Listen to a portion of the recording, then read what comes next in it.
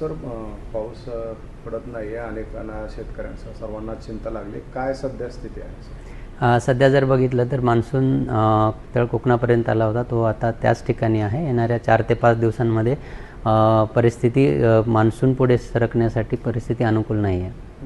आत्ता पण काय स्थिती आहे?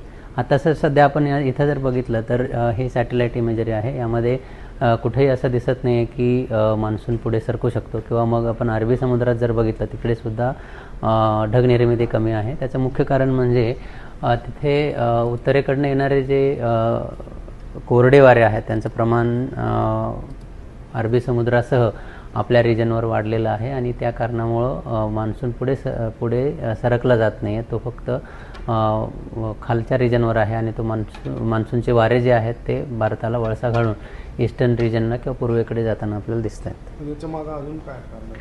याच्यामध्ये मागे वेगवेगळे कारणं आहेत, ज्यामध्ये मॅडन जुलियन ऑसिलेशन ज्याला आपण MJO म्हणतो. MJO ज्यावेळी फेज 2, 3 आणि 4 ह्या फेजमध्ये असतो त्यावेळी मान्सून सक्रिय होण्यासाठी कंडिशन्स फेवरेबल असतात आणि आता सध्या तो फेज 1मध्ये आहे आणि तो पुढे सरकण्याचे चान्सेस नाही आहेत. त्यामुळे MJO पण सक्रिय नाही आहे.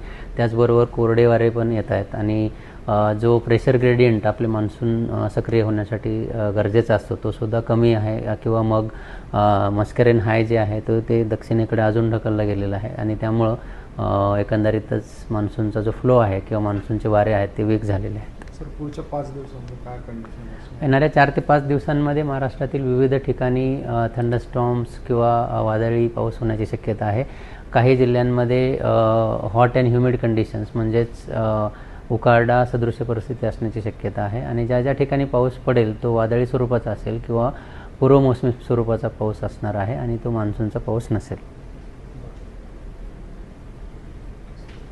थँक्यू.